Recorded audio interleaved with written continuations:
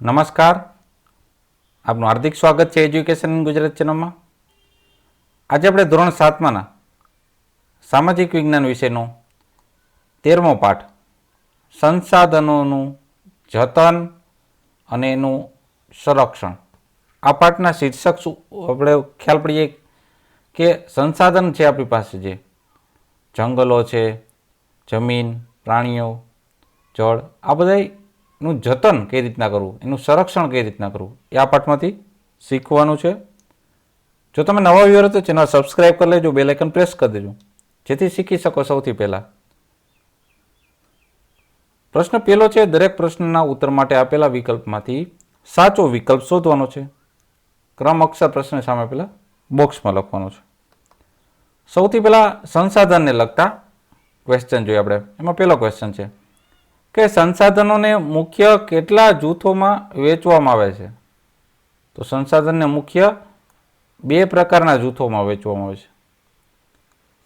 બીજો પ્રશ્ન, જૈવિક સંસાધનો કયા છે? તો જૈવિક સંસાધન છે જંગલો અને પ્રાણીઓ. જૈવિક એટલે જે જીવિત હોય, સજીવ હોય એવા. જ્યારે અજૈવિક સંસાધનો કયા છે? તો એ છે જળ અને જમીન, જે જીવન માટે જરૂરી છે. નિર્જીવ હોય ભલે, પણ જીવન માટે જરૂરી હોય એવા. ચોથો પ્રશ્ન, કયું સંસાધન નવીનીકરણ સંસાધન છે? તો એ છે સૂર્યપ્રકાશ. પાંચમો પ્રશ્ન, કયું સંસાધન અનવીનીકરણીય સંસાધન છે? તો એ છે ખનિજ તેલ. છઠ્ઠો પ્રશ્ન, ખનિજો કયા પ્રકારના સંસાધનો છે? તો એ છે અનવીનીકરણીય. ત્યારબાદ હવે જો આપણે ભૂમિ સંસાધન, એમાં પહેલો ક્વેશ્ચન છે, ભારતીય કૃષિ સંશોધન પરિષદે એટલે કે ICAR ભારતની જમીનને કેટલા પ્રકારમાં વેચી છે? તો ભારતની જમીનને કુલ 8 પ્રકારમાં વેચી છે. 8 પ્રકાર. બીજો ક્વેશ્ચન, જમીનના ધોવાણ માટે નીચે પૈકી કયું પરિબળ જવાબદાર ન ગણી શકાય? તો જે વન્ય પ્રાણી જીવન છે ને, એ જમીનનું ધોવાણ ના કરી શકે.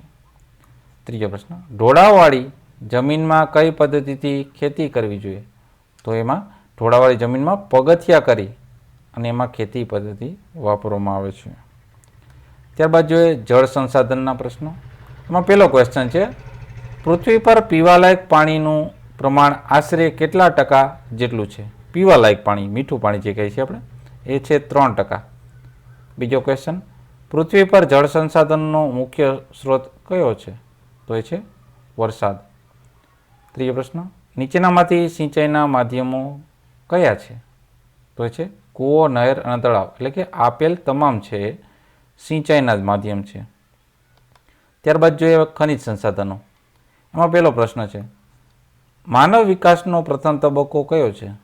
તો એ છે માનવ વિકાસનો સૌથી પહેલા માનવ વિકાસ થયો એ પ્રથમ તબક્કો ગણાય છે પાષાણ યુગ. બીજો પ્રશ્ન, માનવીએ સૌપ્રથમ કઈ ધાતુનો ઉપયોગ શરૂ કર્યો હશે? તે કર્યો તો તાંબુ. ત્યારબાદ ત્રીજો પ્રશ્ન છે, કયા પદાર્થો આજે ખૂટી જવાના આરે આવીને ઊભા છે? તો એ છે જે પેટ્રોલિયમ પદાર્થ છે એ ખૂટી જવાના આરે ઊભા છે. ચોથો પ્રશ્ન, માનવ વિકાસના તબક્કામાં વર્તમાન સમયને કયા નામથી ઓળખવામાં આવે છે? તો ઓળખાય છે અણુયુગ. ત્યારબાદ છે વન અને વન્ય જીવ સંસાધન. આ વિભાગના પ્રશ્ન પહેલો જોઈએ. એમાં કયા વૃક્ષના લાકડામાંથી ફર્નિચર બનાવવામાં આવે છે? તો એ છે સાલના વૃક્ષમાંથી. બીજો પ્રશ્ન, ભારતમાં સૌથી વધુ જંગલો ક્યાં જોવા મળે છે? તો જોવા મળે છે અંદામાન અને નિકોબાર ટાપુઓ પર. ત્રીજો પ્રશ્ન, વિશ્વ વન દિન ક્યારે ઉજવાય છે? તે ઉજવાય છે 21 માર્ચના રોજ. ચોથો પ્રશ્ન, વિશ્વ પર્યાવરણ દિન ક્યારે ઉજવાય છે? તે ઉજવાય છે 5 જૂનના રોજ.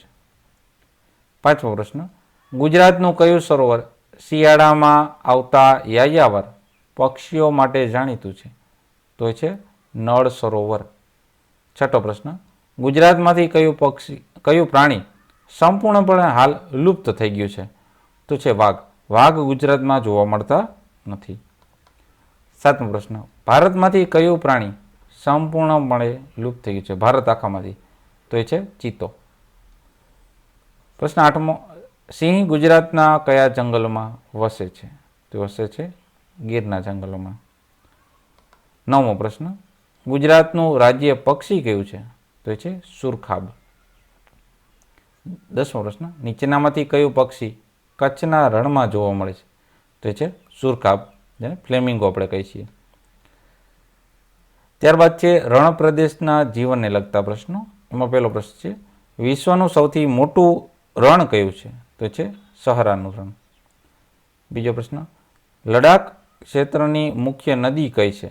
તો છે સિંધુ નદી. ત્રીજો પ્રશ્ન, લડાખમાં કયું વિશિષ્ટ પ્રાણી જોવા મળે છે? તો એ છે યાક. ચોથો પ્રશ્ન, લડાખના મોટા ભાગના લોકો કયો ધર્મ પાળે છે? તો એ લોકો બૌદ્ધ ધર્મ પાળે છે. 5મો પ્રશ્ન, લડાખનું મુખ્ય શહેર કયું છે? તો છે લેહ. પ્રશ્ન 6, સહારાના રણમાં કઈ વૃક્ષોથી ઘેરાયેલા રણદ્વીપો આવેલા છે? તો છે ખજૂરના વૃક્ષોથી. 7મો પ્રશ્ન, સહારાના રણ પ્રદેશમાં કઈ નદી આવેલ છે? તો સહારાના રણ પ્રદેશમાં આવેલ છે નાઇલ નદી. 8મો પ્રશ્ન, કયા કારણે લડાખ છે એને નાનો તિબેટ તરીકે ઓળખવામાં આવે છે? ત્યાં શું છે એવું? તો ત્યાં તિબેટિયન સંસ્કૃતિ છે, એના કારણે એ નાનું તિબેટ કહેવાય છે. 9મો પ્રશ્ન, લડાખ બીજા કયા નામથી ઓળખાય છે? તે ઓળખાય છે ખાપાચાન. પ્રશ્ન 10, કચ્છના રણને આગળ વધતું અટકાવવા માટે કયા વૃક્ષો વાવવામાં આવ્યા છે? વાવવામાં છે ગાંડા બાવળ. પ્રશ્ન 11, નીચેના પૈકી કયું પ્રાણી કચ્છના રણમાં જોવા મળે છે? તો જોવા મળે છે ઘુડખર. પ્રશ્ન 12, કચ્છના રણનો મુખ્ય ખેતી પાક કયો છે? તો એ છે બાજરી. હવે જોઈએ પ્રશ્ન બીજો, જેમાં ખાલી જગ્યા પૂરવાની છે. સૌથી પહેલાં આપણે જોયું સંસાધનને લગતી ખાલી જગ્યા. પહેલી ખાલી જગ્યા, પૃથ્વી પર મળતા અને માનવીને ઉપયોગમાં આવતા કુદરતી પદાર્થોની ખાલી જગ્યા કહે છે, તો એને કહે છે સંસાધન. બીજી ખાલી જગ્યા, જે સંસાધન અખૂટ હોય, ખૂટે જ નહીં એવા, તો એવા સંસાધનને કેવા કહેવાય? તેને કહેવાય છે નવીનીકરણીય સંસાધનો. ત્રીજી ખાલી જગ્યા, જે સંસાધનો એકવાર વપરાઈ ગયા પછી પુનઃ પ્રાપ્ત ફરીથી મળતા નથી કે ઉત્પન્ન થતા નથી, તે કેવા સંસાધન છે? તો છે એ અનવીનીકરણીય. પેટ્રોલ છે, ડીઝલ છે, એ અનવીનીકરણીય સંસાધન થયા. હવે છે ભૂમિ સંસાધનને લગતા ખાલી જગ્યાઓ. એમાં પેલી ખાલી જગ્યા, જમીનનું ધોવાણ અટકાવવા માટે ઢોળાવાળી જમીનમાં ખાલી જગ્યા પદ્ધતિથી ખેતી કરવી જોઈએ, તો એ છે પગથિયા પદ્ધતિથી. બીજી ખાલી જગ્યા, ખાલી જગ્યા એટલે જમીનનું ધોવાણ રોકીને જમીનની ગુણવત્તા જાળવી, તો જે છે ભૂમિ સંરક્ષણ એટલે કે જમીનનું સંરક્ષણ. ત્યારબાદ છે જળ સંસાધનને લગતી ખાલી જગ્યાઓ. એમાં પેલી ખાલી જગ્યા, બધા જળ સ્ત્રોત ખાલી જગ્યાના આભારી છે, તો એ છે વરસાદ. વરસાદ ઉપર જ આધારિત છે. બીજી ખાલી જગ્યા, પૃષ્ઠીય જળનો મુખ્ય સ્ત્રોત ખાલી જગ્યા છે, તો એ છે નદી. ત્રીજી ખાલી જગ્યા, જળ એ આપણી ખાલી જગ્યા સંપદા છે, તો એ છે સહિયારી. ત્યારબાદ ખનિજ સંસાધનને લગતી ખાલી જગ્યા. એમાં પેલી ખાલી જગ્યા, માનવ સંસ્કૃતિમાં માનવ વિકાસના તબક્કા ખાલી જગ્યાના નામ પરથી ઓળખાય છે, તો એના ખનિજોના નામ પરથી. બીજી ખાલી જગ્યા, ખાલી જગ્યા પદાર્થો જેવા ખનિજ ખૂટી જવાના આરે આવીને ઊભા છે, તો છે પેટ્રોલિયમ જે પદાર્થો છે એ ખનિજ. ત્રીજી ખાલી જગ્યા, ખનિજ સંસાધનોનો ખૂબ ખાલી જગ્યા ઉપયોગ કરવો જોઈએ, તો કરકસર ભર્યો. ત્યારબાદ વન અને વન્ય જીવ સંસાધન વિશેની ખાલી જગ્યા જોઈએ. એમાં પેલી ખાલી જગ્યા, ભારતમાં સૌથી વધુ જંગલો ખાલી જગ્યા દ્વીપ સમૂહમાં આવેલ છે, તો એ છે અંદામાન અને નિકોબારમાં. બીજી ખાલી જગ્યા, ગુજરાતના તેના કુલ ક્ષેત્રના ખાલી જગ્યા ટકા વિસ્તારમાં જંગલ આવેલ છે, તો ગુજરાતના 11.18% જેટલો વિસ્તાર છે જમીનનો, એમાં જંગલ આવેલ છે. ત્રીજો પ્રશ્ન, ત્રીજી ખાલી જગ્યા છે કે ભારતની રાષ્ટ્રીય વન નીતિ અનુસાર દેશના કુલ ભૂમિ ભાગના ખાલી જગ્યા ટકા વિસ્તારમાં જંગલ હોવા જોઈએ, તો છે 33%. ત્યારબાદ છે ચોથી ખાલી જગ્યા, જૈવ વિવિધતા દિવસ ખાલી જગ્યા ઉજવવામાં આવે, તો જૈવ વિવિધતા દિવસ છે 29 ડિસેમ્બર. પાંચમી ખાલી જગ્યા વન સંરક્ષણ માટે શાળામાં ખાલી જગ્યાની રચના કરી વિવિધ પ્રવૃત્તિઓ કરવી જોઈએ, તો છે ઇકો ક્લબની રચના કરવી જોઈએ. છઠ્ઠી ખાલી જગ્યા ગેંડો ભારતનું એક વિશિષ્ટ પ્રાણી છે, તો એ છે એક શિંગડાવાળો ગેંડો છે અને એક શિંગી ગેંડો કહેવાય. સાતમી ગુજરાતની નર્મદા, તાપી અને સાબરમતી નદીઓમાં જોવા મળતી ખાલી જગ્યા સંકટમાં છે, તો એ ત્રણેય નદીમાં જોવા મળતી જળ બિલાડી છે, પાણીમાં રહેતી બિલાડી એ સંકટમાં છે. આઠમી પ્રાચીન સમયમાં સમ્રાટ ખાલી જગ્યા વન્યજીવોના સંરક્ષણ માટેના કાયદા બનતો સમ્રાટ અશોકે. ત્યારબાદ રણ પ્રદેશના જીવનને લગતી ખાલી જગ્યા છે. એમાં પહેલી ખાલી જગ્યા લડાખ એ જે ભારતનું છે એ ખાલી જગ્યા રણ છે, તો એ છે ઠંડુ રણ છે પણ કેવું ઠંડુ. બીજી ખાલી જગ્યા લડાખના લોકો ખાલી જગ્યાના દૂધમાંથી પનીર બનાવે છે, તો એ લોકો યાકનું દૂધ છે ને એમાંથી પનીર બનાવે. ત્રીજી ખાલી જગ્યા લડાખને ખાલી જગ્યા તરીકે ઓળખવામાં આવે છે, તો એને નાના ટિબેટ તરીકે ઓળખવામાં આવે છે. ચોથી ખાલી જગ્યા તેના પહાડી સૌંદર્ય અને સંસ્કૃતિ માટે જાણીતું છે, તો એ છે લડાખ. પાંચમી ખાલી જગ્યા કચ્છનું રણ ગુજરાતના ખાલી જગ્યા જિલ્લામાં આવેલ છે, તો એ આવેલ છે કચ્છમાં. છઠ્ઠી ખાલી કચ્છના વિસ્તારમાં ખાલી જગ્યા વિસ્તાર આવેલ છે, તો એ છે બન્ની. સાતમી ખાલી જગ્યા કચ્છના આવેલ ખાલી જગ્યા ઉદ્યોગ ઝડપથી વિકસી રહ્યો છે, તો એ છે પ્રવાસન ઉદ્યોગ. ત્યારબાદ હવે જોઈએ પ્રશ્ન ત્રીજો, નીચેના વિધાનોમાં ખરા વિધાન સામે ખરાની અને ખોટા વિધાન સામે ખોટાની નિશાની કરવા છે. સૌથી પહેલાં સંસાધનના વિધાનો જોઈએ. પેલું વિધાન છે કે માનવીની જરૂરિયાતો મર્યાદિત છે, તો આ વિધાન ખોટું છે. બીજું વિધાન જંગલો, સૂર્યપ્રકાશ વગેરે નવીનીકરણીય સંસાધન છે, તો આ વિધાન સાચું છે. ત્રીજું કોલસો એ અનવીનીકરણીય સંસાધન છે, તો આ વિધાન સાચું છે. ત્યારબાદ ભૂમિ સંસાધન લગતા જે આપણે વિધાન જોઈએ. પેલું વિધાન જમીનનું ધોવાણ ગતિશીલ પાણી કે ભૂકંપ દ્વારા થાય છે, તો આ વિધાન ખોટું છે. બીજું જમીનનું ધોવાણ અટકાવવા માટે પડતર જમીનો પર દિવાલો બાંધવી જોઈએ, તો આ વિધાન ખોટું છે. ત્રીજું ભૂમિ સંરક્ષણ એટલે જમીનમાં રાસાયણિક ખાતરો નાખી જમીનની ગુણવત્તા જાળવવી, તો આ વિધાન એક ખોટું છે.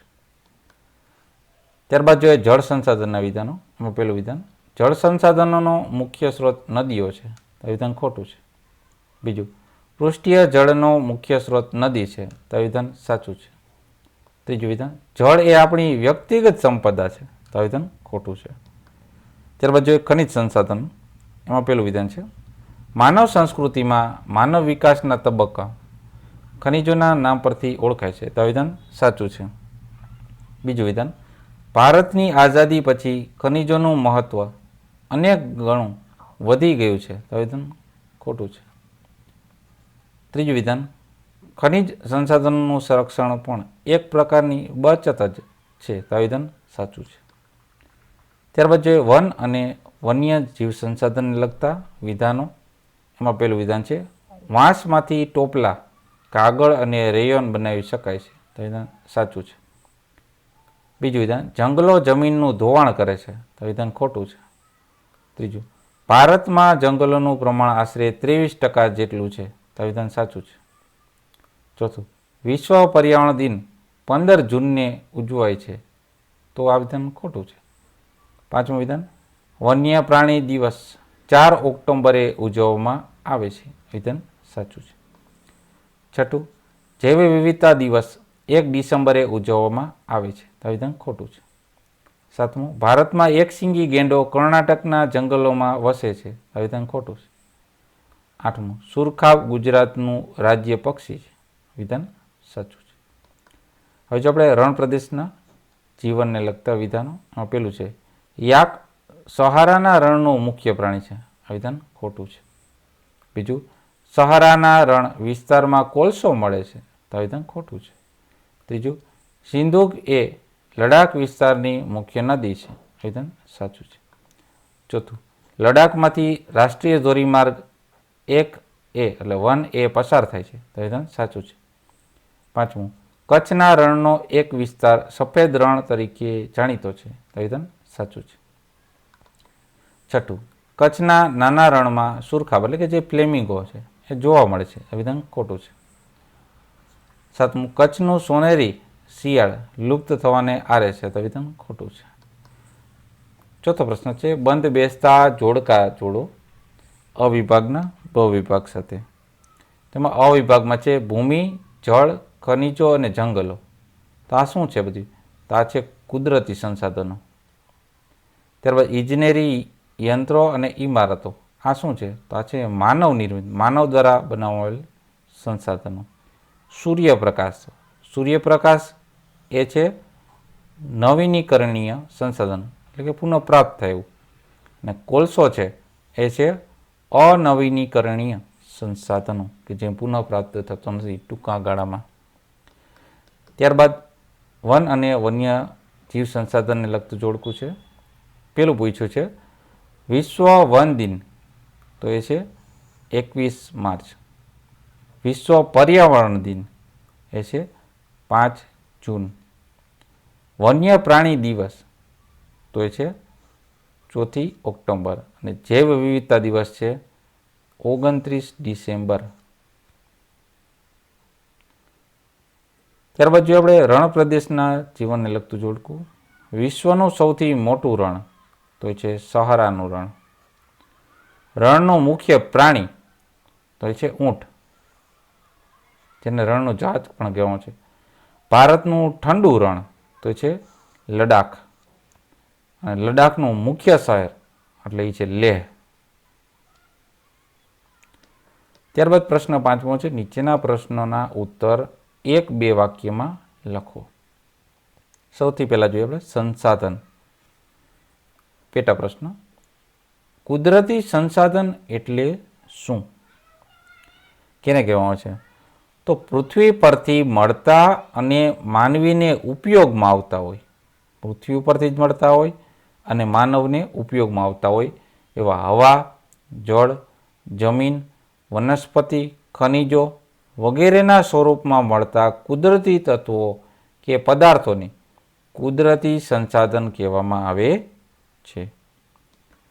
બીજો પ્રશ્ન, સંસાધનોને સામાન્યતઃ કેટલા જૂથોમાં વહેંચવામાં આવે છે? કયા કયા? તો સંસાધનને સામાન્ય 2 જૂથોમાં વહેંચવામાં છે. પહેલું છે કુદરતી સંસાધનો અને બીજું છે માનવ નિર્મિત સંસાધનો, માણસો દ્વારા બનાવેલા સંસાધનો. ત્રીજો પ્રશ્ન, સંસાધનનું સંરક્ષણ કોને કહે છે? તો કુદરતી સંસાધનોના જે વિવેકપૂર્ણ અને સુયોજિત ઉપયોગ કરવા માટે કરવામાં આવતી એક વ્યવસ્થાપનને સંસાધનનું સંરક્ષણ કહેવામાં આવે છે. ત્યારબાદ જોઈએ પ્રશ્ન ચોથો, નવીનીકરણીય સંસાધનો કોને કહેવાય? તેનો જવાબ છે જે સંસાધનો પોતાની મેળે જ ચોક્કસ સમયમાં વપરાશી વિસ્તારની પૂર્તિ કરે છે અથવા તો તે એમ કહી શકાય કે અખૂટ હોય એને નવીનીકરણીય સંસાધન કહેવાય છે. દાખલા તરીકે આપણે જોઈએ સૂર્યપ્રકાશ અને જંગલો. 5મું, અનવીનીકરણીય સંસાધનો કોને કહેવાય? તો જે સંસાધનો એકવાર વપરાઈ ગયા પછી પુનઃપ્રાપ્ત થતા નથી કે ઉત્પન્ન કરી શકાતા નથી તેને અનવીનીકરણીય સંસાધન કહેવાય છે. દાખલા તરીકે ખનિજ તેલ અને કુદરતી વાયુ. હવે આપણે જોઈએ ભૂમિ સંસાધન. એમાં પહેલો પ્રશ્ન, ખડકોના નાના મોટા ટુકડા, કાંકરા અને માટીની રજથી બનેલું પૃથ્વીનું પડ કયા નામે ઓળખાય છે? તેનો જવાબ છે કે ખડકોના નાના મોટા ટુકડા, કાંકરા અને માટીની રજથી બનેલું પૃથ્વીનું પડ રંગોલિથ નામે ઓળખાય છે. બીજો પ્રશ્ન, જમીનનું ધોવાણ એટલે શું? તો જવાબ છે જમીનનું ધોવાણ એટલે કે વહેતું પાણી અને પવન જેવા કુદરતી પરિબળ દ્વારા જમીનની માટીના કણનું એક સ્થળેથી બીજા સ્થળે દૂર ઘસડાઈને જવું એને જ જમીનનું ધોવાણ કહે છે. ત્રીજો પ્રશ્ન, ભૂમિ સંરક્ષણ એટલે શું? તેનો જવાબ છે ભૂમિ સંરક્ષણ એટલે કે જમીનનું ધોવાણ અટકાવીને જમીનની જે ગુણવત્તા જાળવી એને જ ભૂમિ સંરક્ષણ કહેવામાં આવે છે. ત્યારબાદ જોઈએ જળ સંસાધન. એમાં પહેલો પ્રશ્ન છે જળ સંસાધનમાં કોનો સમાવેશ થાય છે? એનો જવાબ છે જળ સંસાધનમાં મહાસાગરો, સમુદ્રો, ઉપસાગરો, નદીઓ, સરોવરો, ભૂમિગત જળ એટલે કે જમીનની અંદર રહેલ જળ વગેરેનો સમાવેશ થાય છે. બીજો પ્રશ્ન, પાણીનો મુખ્ય સ્ત્રોત કયો છે? તો પાણીનો મુખ્ય સ્ત્રોત વરસાદ છે. ત્રીજો પ્રશ્ન, પૃષ્ઠીય જળ સ્ત્રોતોમાં કોનો સમાવેશ થાય છે? તો પૃષ્ઠીય જળ સ્ત્રોતોમાં નદીઓ, સરોવરો, તળાવો, ઝરણા વગેરેનો સમાવેશ થાય છે. તેમાં મુખ્ય સ્ત્રોત નદી છે. ચોથો પ્રશ્ન, વૃષ્ટિય જળ સંચય માટે શાનું નિર્માણ કરવું જરૂરી છે? તો વૃષ્ટિ જળ સંચય માટે ખાડાઓ, કૂવા, બંધારા એટલે કે બંધ, ખેત તલાવડીઓ, શોષ કૂવા વગેરેનું નિર્માણ કરવું જરૂરી છે. ત્યારબાદ જોઈએ ખનિજ સંસાધન. એમાં પહેલો પ્રશ્ન, માનવીની વિકાસ યાત્રાને કયા કયા તબક્કામાં વહેંચવામાં આવે છે? વિકાસ યાત્રા એટલે કઈ રીતનાનો વિકાસ થયો?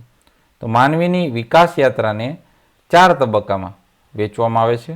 પહેલું છે પાષાણ યુગ, બીજું તામ્ર યુગ, ત્રીજું કાંસ્ય યુગ અને ચોથું છે લોહ યુગ. વર્તમાન સમયના અણુયુગનો પણ તેમાં સમાવેશ કરવામાં આવે છે. બીજો પ્રશ્ન છે, કેટલાક ખનિજો ખૂટી જવાનો ભય સાથી ઊભો થયો છે? તેનો જવાબ છે ઔદ્યોગિક ક્રાંતિ પછી તકનીકી વિકાસ એટલે કે ટેકનોલોજીનો વિકાસ અને વધતી જતી વસ્તીના માંગને લીધે ખનિજોનો ઉપયોગ ચરમ સીમાએ પહોંચ્યો છે. તેથી કેટલાક ખનિજો ખૂટી જવાનો ભય ઊભો થયો છે. હવે આપણે જોઈએ વન અને વન્ય જીવ સંસાધનો. એમાં પહેલો પ્રશ્ન છે કે જંગલમાંથી કઈ કઈ વસ્તુઓ મળે છે?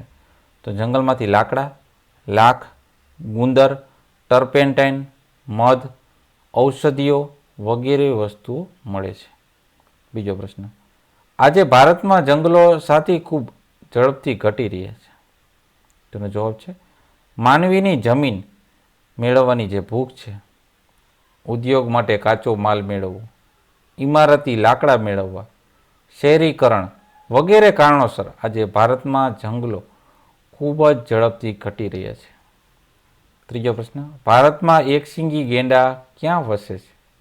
તેનો જવાબ છે ભારતમાં એકશીંગી ગેંડા અસમ અને પશ્ચિમ બંગાળના જે દલદલીય એટલે કે દલદલવાળા ક્ષેત્રો છે એમાં વસે છે. ચોથો પ્રશ્ન, ભારતમાં કયા 3 પ્રાણીઓ જોવા મળે છે? તો કયા 3 પ્રાણીઓ છે? તો ભારતમાં એક સિંહ, બીજું છે દીપડો અને વાઘ. આ ભારતમાં આ 3 સિંહ, દીપડો અને વાઘ આ 3 પ્રાણીઓ એકસાથે વિચરતા તમે જોઈ શકો છો. પાંચમો પ્રશ્ન, ભારતમાં વાઘ ક્યાં જોવા મળે છે? તો ભારતમાં વાઘ છે પશ્ચિમ બંગાળ, મધ્યપ્રદેશ, મહારાષ્ટ્ર, કર્ણાટક, રાજસ્થાન અને હિમાલયના ક્ષેત્રો છે એમાં જોવા મળે છે. છઠ્ઠો પ્રશ્ન, ભારતમાં લાલ પાંડા ક્યાં જોવા મળે છે? તો ભારતમાં લાલ પાંડા હિમાલયના શીત વનોમાં એટલે કે ઠંડા રણોમાં કે ઠંડા જંગલ કહે છે એમાં જોવા મળે છે. સાતમું, ગુજરાતની નદીઓમાં જોવા મળતું કયું પ્રાણી હાલ લુપ્ત થવાના આરે છે? તો ગુજરાતના નદીઓમાં જોવા મળતી જે જલ બિલાડીઓ છે એ લુપ્ત થવાના આરે છે. આઠમો પ્રશ્ન, વન્યજીવોના સંરક્ષણ માટે મોટાભાગના રાજ્યોએ શાની રચના કરી છે? તો વન્યજીવોના સંરક્ષણ માટે મોટાભાગના રાજ્યોએ સ્ટેટ એટલે કે જે સ્ટેટનું રાજ્યની વાઇલ્ડ લાઈફની રચના કરવી છે. સ્ટેટ વાઇલ્ડ લાઈફની એક રચના કરવામાં આવી છે. ત્યારબાદ રણ પ્રદેશોનું જીવન જોઈએ. એમાં પ્રશ્ન પહેલો, સહારાના રણમાં વનસ્પતિ સાથી ઓછી છે? તેનો જવાબ છે સહારા એક રણ પ્રદેશ છે. તેની આબોહવા ગરમ અને શુષ્ક છે. શુષ્ક એટલે સૂકી. તેમજ ત્યાં વરસાદનું પ્રમાણ ખૂબ ઓછું હોવાથી ત્યાં વનસ્પતિ ઓછી છે. બીજો પ્રશ્ન, સહારાના રણમાં કઈ જાતિના લોકો વસે છે?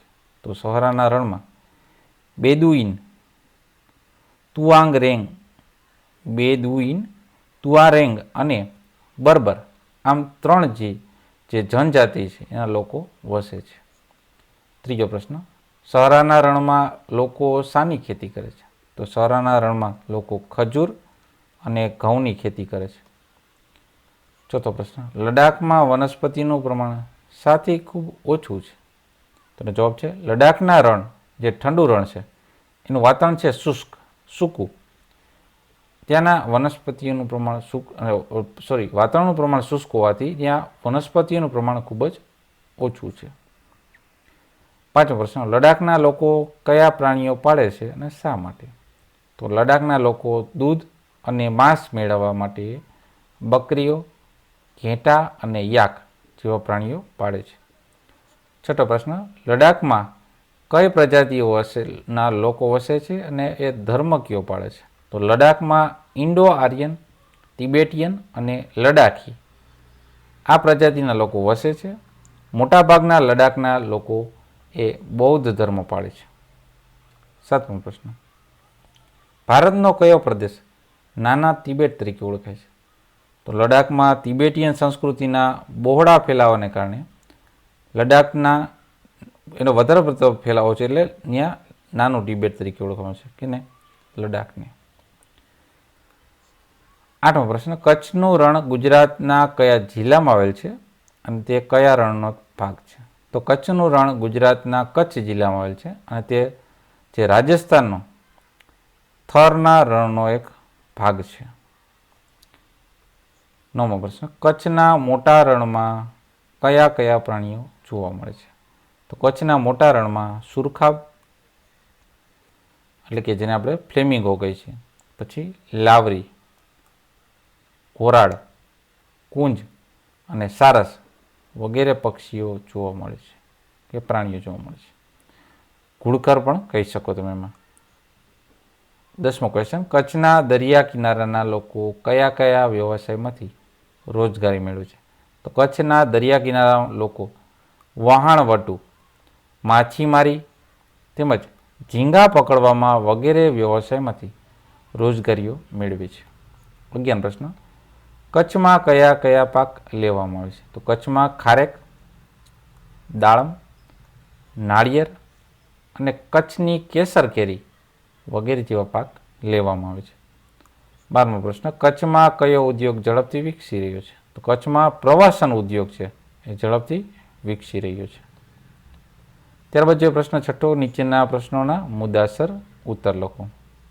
એમાં પેલો છે સંસાધન. સંસાધન એટલે શું? તેનો જવાબ છે પૃથ્વી પરથી મળતા અને માનવીને ઉપયોગમાં આવતા હવા, જળ, જમીન, વનસ્પતિ, ખનિજો વગેરેના સ્વરૂપમાં મળતા જે કુદરતી તત્વો કે પદાર્થોને છે કુદરતી સંસાધન કહે છે. સંસાધનોને સામાન્યતઃ 2 જૂથમાં વહેંચવામાં આવે છે. પેલું છે કુદરતી સંસાધન અને બીજું છે માનવ નિર્મિત સંસાધન. કુદરતી સંસાધનોમાં ભૂમિ એટલે કે જમીન, જળ, ખનિજો, જંગલો વગેરેનો સમાવેશ થાય છે. આ સંસાધનોના 2 પ્રકાર પડે છે. ક્યાં? કુદરતીમાં. તેમાં છે એક જૈવિક અને બીજું છે અજૈવિક. જમીન અને જળ છે એ અજૈવિક સંસાધન છે, એટલે નિર્જીવ છે પણ જીવવા માટે જરૂરી, એ આવશે અજૈવિકમાં. જ્યારે જંગલો એટલે કે વનસ્પતિ અને પ્રાણીઓ છે એ જૈવિક સંસાધનો છે. માનવ નિર્મિત સંસાધનોમાં માનવીએ સર્જેલા ઔદ્યોગિક એકમો, સ્મારકો, ચિત્રકળા, સામાજિક સંસ્થાઓ વગેરે સમાવેશ આમાં થઈ જાય છે. આ ઉપરાંત માનવીના જ્ઞાન, બુદ્ધિ, કૌશલ્ય, સ્વાસ્થ્યનો પણ સમાવેશ થાય છે. હવે આપણે જોઈએ ભૂમિ સંસાધન. એમાં પ્રશ્ન છે કે જમીન ધોવાણ અટકાવવાના ઉપાયો કયા કયા છે? તેનો જવાબ છે જમીન ધોવાણ અટકાવવાના મુખ્ય ઉપાયો નીચે મુજબ છે. પહેલો ઉપાય, જમીન પર થતી ચરાણ પ્રવૃત્તિઓનું નિયમન કરવું જોઈએ. બીજું, ઢોળાવવાળી જમીનમાં સમોચ્ચર રેખીય પગથિયાથી તરાહથી વાવેતર કરવું જોઈએ. પગથિયા પદ્ધતિથી વાવેતર. ત્રીજું, પડતર જમીનમાં વૃક્ષારોપણ કરવું જોઈએ. ચોથું, જ્યાં પાણીના વહેણના ખાડા પડ્યા હોય ત્યાં આડબંધો બાંધવા જોઈએ. પાંચમું, પાણીનો વેગ ધીમો પાડવા ઢાળવાળા ખેતરમાં ઊંડી ખેડ કરવી જોઈએ. સાતમું, ખેતરોમાં પડ ધોવાણ થતું અટકાવવા ખેતરોની ફરતે પાળ બાંધવા અને વૃક્ષારોપણ કરવું જોઈએ. આ પાળાઓ ખેતરોની માટીને વહેતા પાણી દ્વારા બહાર ઘસડાઈ જતી અટકાવે છે. હવે આપણે જોઈએ જળ સંસાધનો. જળ સંસાધનમાં પ્રશ્ન છે, જળ તંગી એટલે શું? તો જળ તંગી એટલે કે પાણીની અછત, પાણીનું પ્રમાણ ઓછું. ભારતમાં છેલ્લા 6 દાયકામાં વસ્તી વિસ્ફોટ થયો છે. નિરંતર વધતી જતી વસ્તી માટે અનાજ અને રોકડિયા પાકની વધતી જતી માંગ, વધતું જતું શહેરીકરણ અને લોકોના ઊંચે જઈ રહેલા જીવન ધોરણને કારણે પાણીના વપરાશથી ઝડપી વધારો થયો છે. પાણીનો વધારો થયો છે, ઝડપથી વપરાય છે. દરેક પ્રકારની ગંદકી સાફ કરવા માટે પણ પાણીનો ઉપયોગ વધી રહ્યો છે. વળી વર્તમાન સમયમાં ભૂમિગત એટલે કે જમીનની જળને ટ્યુબવેલ દ્વારા બહાર કાઢતા ભૂમિગત જમીનની અંદર રહેલું જળસ્તર પણ નીચું ગયું છે. પરિણામે હાલમાં દેશના ઘણા ભાગોમાં જળ તંગીનું સંકટ ઘેરું બન્યું છે. આજે ભારતમાં લગભગ 8% શહેરમાં અને લગભગ 50% ગામડામાં પીવા લાયક પાણીની તંગી વર્તાય છે. આજે દેશમાં પાણીની ઘટતી ઉપલબ્ધતા અને વધતી જતી અછત જેવી ગંભીર સમસ્યાઓનો સામનો કરવો પડી રહ્યો છે. આ છે જળ તંગી. હવે જો આપણે વન અને વન્ય જીવ સંસાધન, એમાં પ્રશ્ન છે કે જંગલોનું આર્થિક મહત્વ શું છે? તેનો જવાબ છે, જંગલોનું આર્થિક મહત્વ નીચે પ્રમાણે છે. પેલું, જંગલોની મુખ્ય પેદાશ લાકડું છે. જંગલમાંથી સાગ, શાલ અને શીશમ જેવા મજબૂત અને ઇમારતી લાકડા મળે છે. તેમાંથી ઘરનું ફર્નિચર બને છે. બીજું, દેવદાર અને ચીડ જેવા વૃક્ષોના પોચા લાકડામાંથી રમતગમતના સાધનો, ચા અને દવાના પેકિંગોની પેટીઓ, દીવાસળી, કાગળ, કૃત્રિમ રેસા વગેરે વસ્તુઓ બને છે. ત્રીજું, વાંસમાંથી કાગળ અને રેયોન તેમજ ટોપલા, ટોપલી, રમકડા, સાદડી અને ગૃહ સુશોભનની વસ્તુ બને છે. ચોથું, જંગલોમાંથી લાખ, ગુંદર, મધ, ઔષધિઓ વગેરે મળે છે. પાંચમું, ખેરના લાકડામાંથી કાથું મળે છે. છઠ્ઠું, ચીડના રસમાંથી ટર્પેન્ટાઇન અને યુકેલિપ્સના પાનમાંથી ઔષધીય તેલ મળે છે. સાતમું, ચંદનના વૃક્ષોમાંથી ચંદનનું લાકડું એટલે કે જે સુખડ કહે છે, તેમજ સુખડનું તેલ પણ મળે છે. આઠમું છે, સુંદરીના વૃક્ષના લાકડામાંથી હોળી બને છે, કારણ કે એ સડતું નથી એટલા માટે. હવે જો આપણે રણ પ્રદેશના જીવનને લગતો પ્રશ્ન, એમાં પ્રશ્ન છે કે સહારાના રણના વનસ્પતિ અને પ્રાણી જગત વિશે લખવાનું છે. તો સૌથી પહેલાં જો આપણે સહારાના રણની વનસ્પતિ વિશે, તો સહારા રણ પ્રદેશ હોવાથી અહીં વનસ્પતિ ખૂબ જ ઓછી જોવા મળે છે. રણની ધાર પર જ્યાં ખૂબ ઓછો વરસાદ પડે છે ત્યાં ટૂંકું ઘાસ થાય છે. રણ પ્રદેશમાં મુખ્યત્વે કેક્ટસ એટલે કે જે આપણે થોર કહે છે, કાંટાળા છોડ વગેરે વનસ્પતિ થાય છે. અહીંના રણદ્વીપમાં ખજૂરીના વૃક્ષ પુષ્કળ થાય છે. બીજું છે સહારા રણનું પ્રાણી જગત કેવું છે, ત્યાંના પ્રાણીઓ. તો સહારાના રણનું મુખ્ય પ્રાણી ઊંટ છે. એ રણનું વહાણ કહેવામાં આવે છે ઊંટને. રણદ્વીપમાં ઘેટા બકરા, ઘોડા, ખચ્ચર, ગધેડા વગેરે પ્રાણીઓ ઉછેરવામાં આવે છે. આ ઉપરાંત રણ પ્રદેશમાં શિયાળ, ચોરક, વીછી, કાચિંડા, સાપ, ગરોળી અને ઘો વગેરે જોવા મળે છે. ત્યારબાદ છે 7મો પ્રશ્ન, ટૂંક નોંધ લખો ભૂમિ સંસાધન વિશે. તો ભૂમિ સંસાધનની ટૂંક નોંધમાં સામાન્ય રીતે પૃથ્વીના પોપડાના ઉપરના પાતળા સ્તરને જમીન કહેવામાં આવે છે, જેની ઉપર વનસ્પતિ ઉગે છે. જમીન અનેક પ્રકારના કણોની બનેલી છે. ભૂમિ આવરણમાં ખડકોના નાના મોટા ટુકડા, કાંકરા, માટીની રજ વગેરે હોય છે, જેને આપણે રેગોલિથ કહેવામાં આવે છે. રેગોલિથમાં હવા અને પાણી જેવા જૈવિક દ્રવ્યો ભળતા એ જમીન બની જાય છે. ખેતીના સંદર્ભમાં કોઈ પણ દેશના આર્થિક વિકાસ તે દેશની જમીનની ગુણવત્તા અને તેના પ્રકાર પર આધારિત છે. ભારતીય કૃષિ સંશોધન પરિષદ ICAR દ્વારા ભારતની જમીનને તેના પ્રકાર મુજબ 8 પ્રકાર છે. પેલી છે કાંપની જમીન, બીજી રાતી ને લાલ જમીન, ત્રીજું કાળી જમીન, ચોથું લેટેરાઇટ જમીન, પાંચમું રણ પ્રકારની જમીન, છઠ્ઠું પર્વતીય જમીન, સાતમું જંગલ પ્રકારની જમીન અને આઠમું છે દલદલ પ્રકારની જમીન. આ 8 પ્રકારના નામ થયા. હવે આપણે જોઈએ જળ સંસાધનની જાળવણીને લગતા મુદ્દાઓ, એનું જાળવણી કઈ રીતના કરવું. તો પહેલો મુદ્દો, જળ સંસાધનની જાળવણી માટે તેનો વિવેકપૂર્ણ ઉપયોગ સૌથી પહેલી આવશ્યકતા છે. બીજી તો કે જળસંચય સંરક્ષણ માટે વધુમાં વધુ જળાશયનું નિર્માણ કરવું જોઈએ. ત્રીજું, ભૂમિગત જળના સ્તરને ઉપર લાવવાનો પ્રયાસ કરવો જરૂરી છે. ચોથું, નદીઓના પાણીને રોકી જળસંચય કરવું જોઈએ. આ માટે નદીઓ પર બંધો બાંધવા. પાંચમું, વૃષ્ટિ જળને રોકી તેને એકઠું કરવું. આ માટે શોષ કૂવા બનાવવા તેમજ ખેત તલાવડીઓ બનાવી. નાની નદીઓ પર બંધારા એટલે કે ચેકડેમ બાંધવા. છઠ્ઠું, લોકોમાં જાગૃતિ લાવવી. જળ સંસાધનની જાળવણી માટે લોક ભાગીદારી વધારવી, જેથી જળ સંસાધન આપણે જાળવણી કરી શકીએ. હવે જોઈએ વન અને વન્યજીવન સંસાધનના સંરક્ષણને લગતા મુદ્દાઓ. તેમાં પહેલો મુદ્દો છે વન્યજીવો પર થતા જે અત્યાચાર છે, એનો શિકાર એ પ્રવૃત્તિને અટકાવવા માટે સરકારે કડક કાયદા બનાવવા જોઈએ અને તેનો કડક અમલ કરાવવો જોઈએ.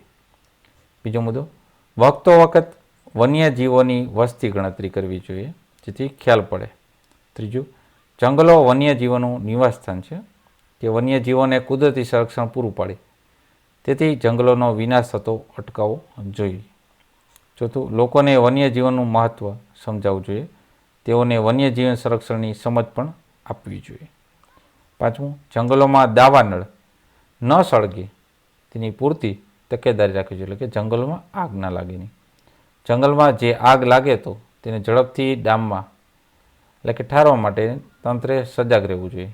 છઠ્ઠું, વન્યજીવોને તબીબી સારવાર મળી રહે એવા પ્રયત્નો કરવા જોઈએ. સાતમું, વન્યજીવો માટે સંરક્ષિત ક્ષેત્રોનો વિકાસ કરવો જોઈએ. ત્યારબાદ છે રણ પ્રદેશના જીવનમાં કચ્છનું રણ. તો કચ્છનું રણ છે ગુજરાતના કચ્છ જિલ્લામાં આવેલ છે. તે ગુજરાત રાજ્યની ઉત્તર પશ્ચિમ સરહદે આવેલ છે. તેની ઉત્તર અને પૂર્વે પાકિસ્તાન દેશ અને રાજસ્થાન રાજ્ય જિલ્લા આવેલ છે. કચ્છના રણના 2 ભાગ છે, એક તો મોટું રણ અને બીજું છે નાનું રણ. કચ્છના ઉત્તરે મોટું રણ અને તળ ગુજરાત તથા કચ્છના મધ્યમ નાનું રણ છે. તેનો કુલ વિસ્તાર આશરે 27,200 ચોરસ કિલોમીટર છે. આ રણ પ્રદેશો ખંડીય સાદલી ઊંચકવાથી રચાતા હોવાનું મનાય છે. કચ્છનું રણ રાજસ્થાનના થરનો રણનો એક ભાગ છે. કચ્છનો રણ પ્રદેશ નીચાણમાં હોવાથી ચોમાસામાં તેમાં પાણી ભરાય છે. કચ્છના મોટા રણ કરતાં કચ્છનું નાનું રણ જલ્દી સુકાઈ જાય છે. પાણી સુકાતા જમીન પર ક્ષારનો પોપડો જામે છે, જેને સફેદ રણ કહે છે. આ એનું સફેદ રણનું સ્વરૂપ ધારણ કરી લે છે. કચ્છના રણની આબોહવા ગરમ અને સૂકી છે. અહીં વરસાદ ખૂબ જ એટલે કે બહુ ઓછો પડે છે. 8મો પ્રશ્ન છે આપણે જે લડાખ, કચ્છનું રણ, નર્મદા નદી, સાબરમતી અને અંદમાન નિકોબાર ટાપુ આ દર્શાવવાનું છે. તો સૌથી પહેલાં આપણે જોઈએ લડાખ. અહીં આવેલ છે, બરાબર. કચ્છનું રણ, સાબરમતી નદી, નર્મદા નદી અને અહીંયા છે અંદામાન અને નિકોબાર દ્વીપ સમૂહ.